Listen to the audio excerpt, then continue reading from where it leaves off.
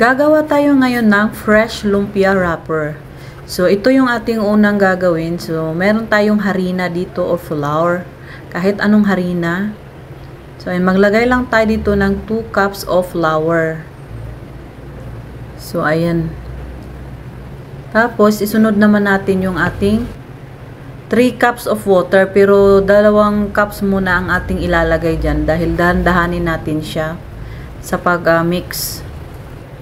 Dahil baka ma-over naman tayo sa ating paglagay ng tubig. So, dandahan lang tayong maglalagay kasi hindi rin siya masyadong malapot na lumpia wrapper. Yung tamang-tama lang talaga. So, isunod naman natin yung ating 4 na itlog. 4 na itlog ang gagawin natin dahil sa isang cup ng harina is 2 itlog ang ilalagay. So, huwag kayong mag-alala sa itlog ko na dinerecho ko na dahil purong bago talaga yung itlog na binibili ko. So, ayan, imimix na natin siya.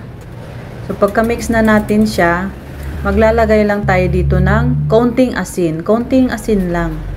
Tapos, maglalagay tayo dito ng 3 tablespoon of oil. Vegetable oil ang ginagamit ko. So, nasa inyo kung gusto nyo yung olive oil, vegetable oil, o depende sa inyo kung anong mga oil ang ginagamit nyo.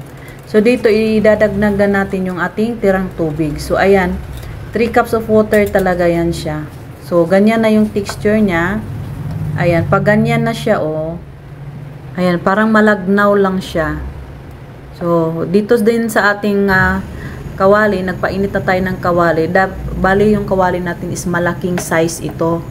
So, kung gusto nyo naman ng maliitan, dahil pangbenta naman yung lumpia wrapper nyo, yung mga maliliit na kawali nyo, pero yung non-stick yung gagamitin nyo dahil magdidikit yan. So, ayan, baliktarin lang natin.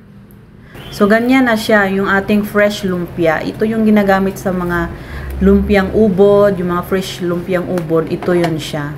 So, ganyan. Ito yung masarap na lumpia dahil hindi ito yung panglumpiang Shanghai. So, ayan, nakagawa na tayo.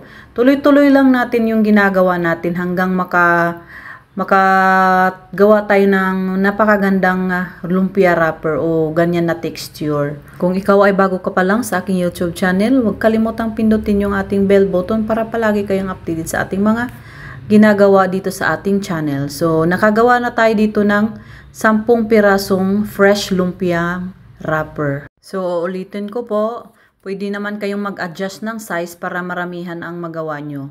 So, itong size ko is sobrang laki to, siguro nasa large ito. Maraming salamat sa inyong panunood.